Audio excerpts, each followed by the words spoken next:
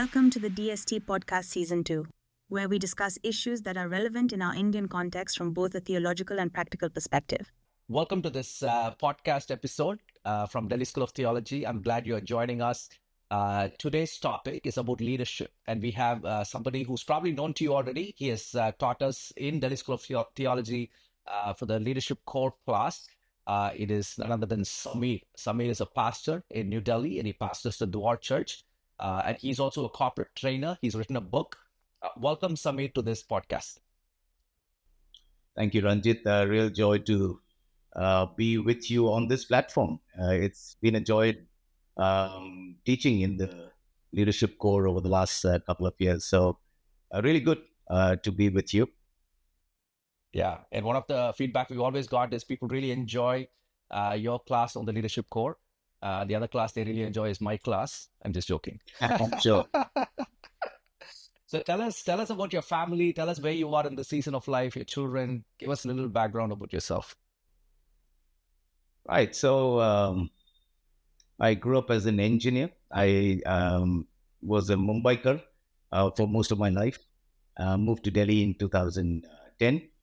I'm married, one wife, two children. My son is 31, daughter 26.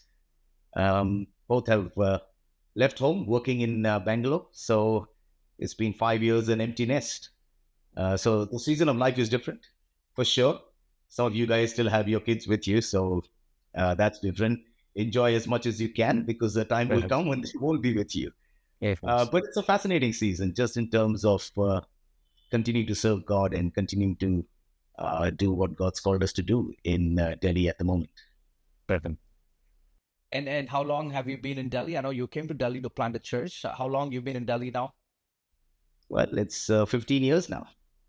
2010 is when we moved here. So it's been a fascinating 15 years here. Wow. That's actually the same year I moved too. It's been 15 years this year. Great. And from church planting, you've now are also involved a lot in training, leadership training. Tell us about how you moved that into that space. What drew you into leadership training?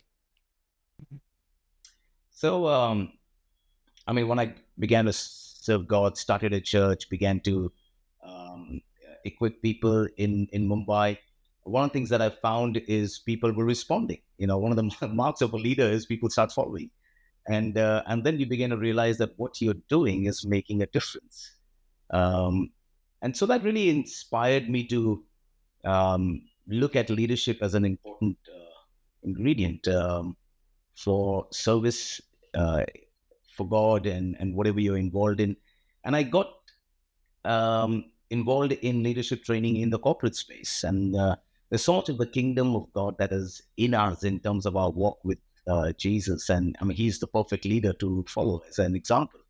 And we began to see that it was making an impact in the corporate space, in different organizations, and began to say, hey, we've got something to offer out there. And so I began to train and coach executives as well as church leaders and ministry leaders. So it's been a fascinating journey.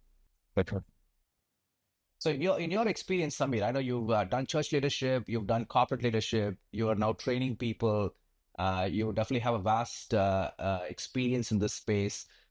Tell us, how would you, if you want to summarize or define leadership, how would you kind of do that?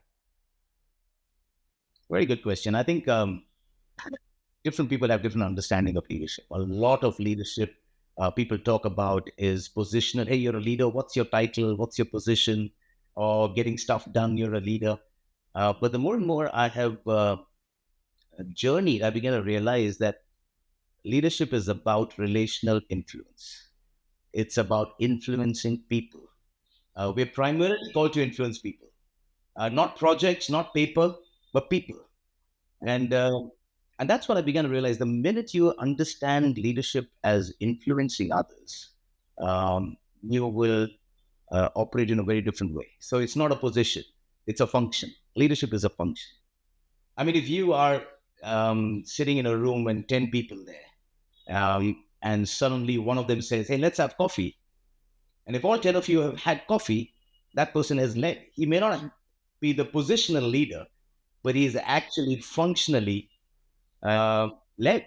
And so understanding of leadership is that you can influence people and then they respond, you have led. Wow, that's very interesting. It's but as you're telling me, I'm just curious because if somebody is thinking about leadership right now, does that mean they have to be a certain personality? Is this like they have to be an extrovert or can they be an introvert? How who according to you is a leader in terms of some of these personalities? Because some people say they are born leaders, some people feel like they can be nurtured. What do you think about that? Does personality play a role in this, or what do you think? Again, great question. I think that's been a debate throughout. Are leaders born or are leaders made? Is this nature and nurture debate that's on? The way I would see it is everyone is a leader.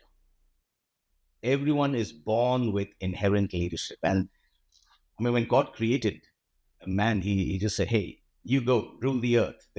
Every human has got inherent leadership because we've been created in the image of God. And so that's there in each one of us. We're called to influence, we're called to serve, we're called to make a difference. So everyone is. So no one should disqualify themselves and say, oh, I'm not a leader, that guy's a leader, or she's a leader. No, everyone is. And because it is relational influence, everybody is influencing all the time. A mother is influencing her kids. Even friends are influencing one another. Everybody's actually influencing some of the other. So I think in terms of who can be a leader, everyone is a leader. Inherently one, maybe inherently a different. What do you say?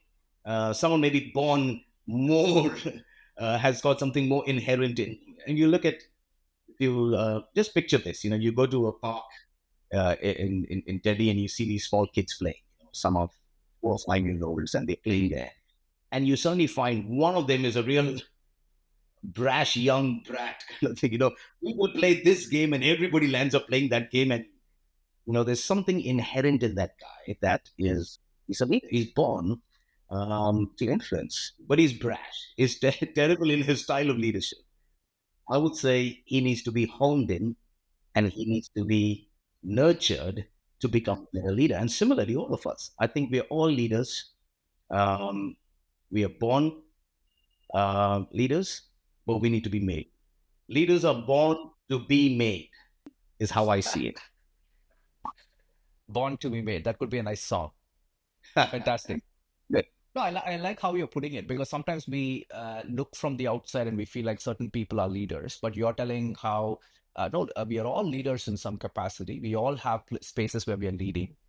It Yeah, could be in the home, it could be among our friends. We are all relational. We are all influencing people. So we all have those capacities in us, and so it's a matter of nurturing and growing in those areas. So, in your experience, if personality is not the thing, right? We could have a leader who's quiet, a leader who is yeah, extroverted, a leader who's introvert. All kinds of leaders are possible according to absolutely. the way you're explaining. Absolutely. What are some key characteristics that you think are important to be developed or nurtured for a person to really be a significant leader? Oh man, that's a lot of answers in that one question, but I'll just share a few insights in there. I think one of the things that I have found, if you want to grow as a leader, grow as a follower first. I realized good followers become good leaders.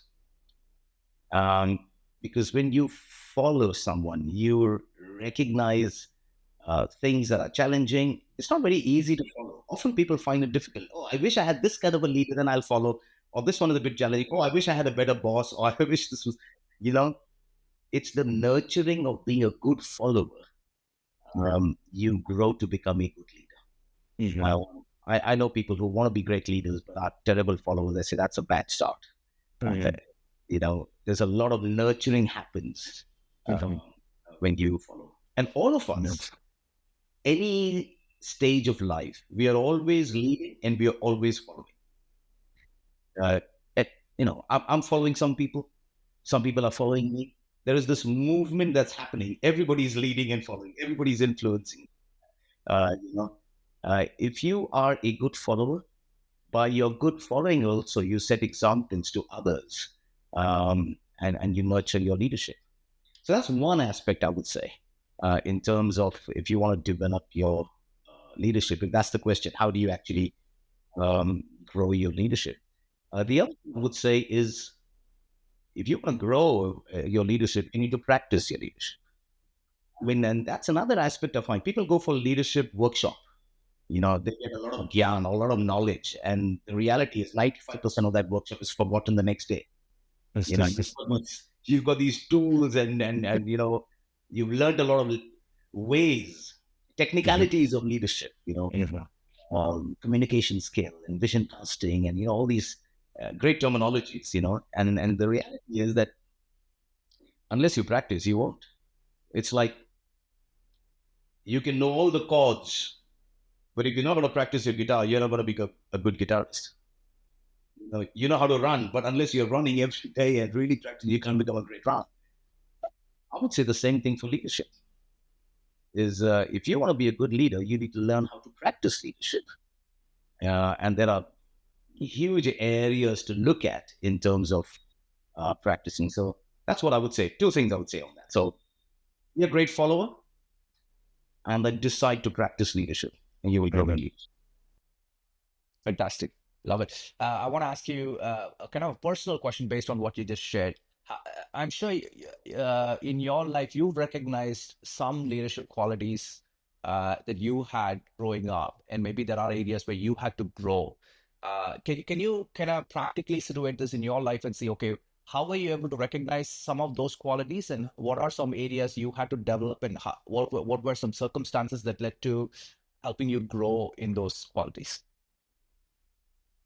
Yeah, I mean, if you look at developing leadership, I would say there are two massive areas. One is character, and one is competency. Both are extremely. Now, very often when we look at developing leadership, we look at skills and technicalities and skill. Get better at that, and you grow your competency, and you become a great leader. What I found in my journey is the areas that really challenged me were the character issues, not so much the technicality, not so much the competency issues. I mean, you can pick up competencies, don't it? So in my journey, I realized that the renewal of the gospel in my heart is so important for me to be nurtured to become a good leader. And there are areas that I failed. I made a lot of blunders, but for me, I needed a mentor. I needed to make myself accountable, and now that was hard. There are times that I don't want to say some things. I don't want to make sure, we all, me and all of us, like to somehow present the grandest version of ourselves than the real version. We want to look good.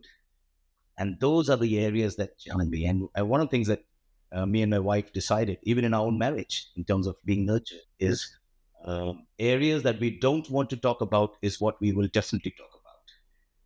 There are those deep areas within us which we don't want to. So whether it's pride, whether it's selfishness, whether, like the Bible talks about selfish ambition, whether it's a relationship with some folks, I've had to find, there have been really hard times for me to humble myself and willing to become Christ-like is challenging. So I would say the most important thing for good leadership is character more than competency. In fact, even in corporate, what's happening? People are recruiting on values and training on skills. But generally, we think let's recruit on skills because we need the job to get done. But leadership fails more because of character and attitude than competencies. And that's a lesson that I had to learn over this journey, that, hey, you can have all the great skills, but if your character is flawed, you will fall one day. Yeah. And we face this temptation even in the church, right? Where we place emphasis on the gifts more than the fruit, right? And that's the theological kind of criteria we're talking about, right? So we look at the gifts of a person and we automatically assume leadership qualities. Whereas you're saying, no, there has to be fruit where the person is being shaped and renewed by the gospel. What do you see? I mean, definitely in the church, we make a horrible mistake in this, right? We are drawn to gifts more than the fruit. In your experience, what are some things you've seen and how this can be devastating and why we need to be watchful of this? What do you think? Yeah, I think there are pitfalls in our walk with God in leadership. I mean, people talk about these three major pitfalls in terms of sex, money, power. Um, and, temptations in these three areas are severe, and they keep coming. And I found if we are not open about these areas, um, when we hide, we get weak. When we expose, we are strengthened, we are protected. I found that to have in the church, or to have a culture where you can be yourself without being judged, uh, is an ideal situation. It's really hard. Most people tend to judge, and so you feel, oh, can I even share this? But geez, we'll judge one another. But Jesus' example is, look at the plank in your own eye. Then you'll be able to see clearly and take the speck. But the problem is, we see the plank in everybody else's eye, and we are unable to see the speck in our eye. So I think there are these there are so many areas of temptation. We walk carefully and be open. We have better chances of winning victories in our walk with God. And it's true what you're saying. We tend to see the gift and say, hey, that guy could be the guy who'll serve, or he's great guitarist, or he's a great speaker, or yeah, that's an error. And that's what Paul says. Don't be quick to lay hands on an elder. He says, hey, don't be quick, not a recent convert. Let him or her develop, grow in the fruit of the Spirit. And then maybe he'll be able to influence others better. I mean, what? There was a survey done, Ranjit, in terms of what is the number one characteristic or quality that people see in a leader, that they appreciate in a leader. Now, this was a research done across corporates and organizations globally a few years ago. And there were many answers, What is the one quality? Someone said should be a great vision caster. Someone said great communication skills. Someone who's able to, handle differences, resolve conflict. I mean, multiple things. You know what the number one was, which was way high percentage than any of the others, was honesty. Wow. I think the number one quality that people look for and admire in a leader is honesty. It's like, wow, it's character. It's not the competency. It's not your great skills that you have. If someone has integrity, credibility, honesty, that's the greatest strength that you can have. Wow. Yeah, man, that's a tough thing in terms of it's not the glamorous part of leadership. It's not the stage, it's not the lights, but it's truly a person who is willing to follow God and to love people for where they're at, right? Wow. Now, for our young people listening, for people who are emerging as leaders in the church, what would be like a encouragement you would give them? What would be something based on your experience for somebody who's like desiring to be a leader, who feels God is calling them into spaces of influence? What are some things that you would help them to kind of think about in this stage of life? I think the most fundamental one I would say is, character and walk with God and all is a given. I would say, find your own purpose. Be authentic to yourself. Be who you are. Find your purpose. And sometimes we fall into a trap that's saying, okay, what's the most acceptable thing in the church to be? Okay, shall I become a pastor? Shall I become a worship leader? Shall I become a ministry leader? Shall I become a this?